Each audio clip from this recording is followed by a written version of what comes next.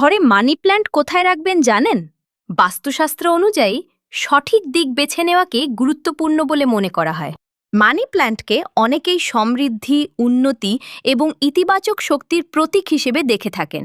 বাস্তুশাস্ত্র অনুযায়ী money plant রাখার জন্য দক্ষিণ পূর্ব দিককে সবচেয়ে শুভ বলে মনে করা হয়, কারণ এই দিকটি ঐশ্বর্য এবং সম্পদের সঙ্গে যুক্ত বলে বিবেচিত হয়।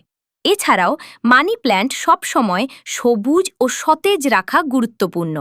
বাস্তুমতে শুকিয়ে যাওয়া বা হলুদ হয়ে যাওয়া পাতা ঘরে রাখা শুভ বলে মনে করা হয় না। তাই শুধু মানি প্ল্যান্ট রাখলেই হবে না, তার সঠিক পরিচর্যাও সমান জরুরি। আপনার বাড়িতে মানি প্ল্যান্ট আছে?